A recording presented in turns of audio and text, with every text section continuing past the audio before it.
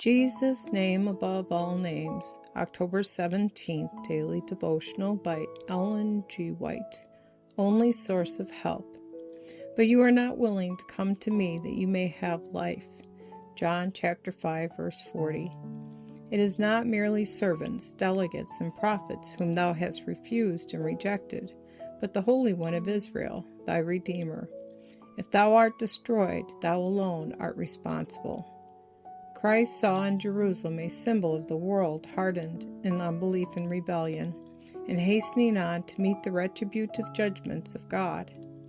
The woes of a fallen race pressing upon his soul forced from his lips that exceeding bitter cry.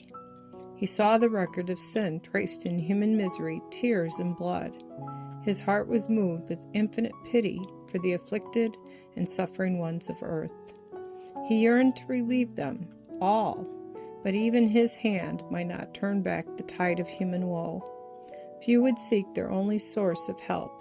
He was willing to pour out his soul into death to bring salvation within their reach, but few would come to him that they might have life.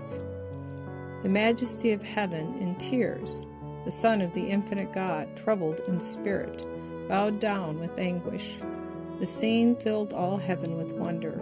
That scene reveals to us the exceeding sinfulness of sin. It shows how hard a task it is even for the infinite power to save the guilty from the consequences of transgressing the law of God. Jesus, looking down to the last generation, saw the world involved in a deception similar to that which caused the destruction of Jerusalem. The great sin of the Jews was their rejection of Christ.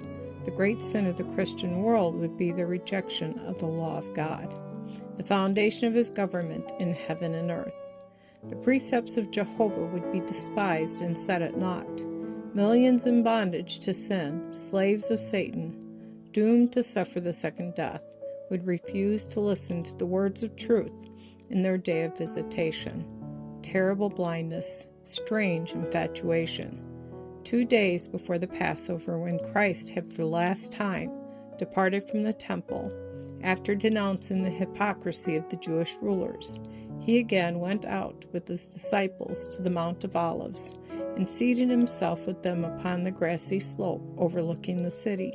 Once more he gazed upon its walls, its towers, and its palaces. Once more he beheld the temple in its dazzling splendor, a diadem of beauty crowning the sacred mount.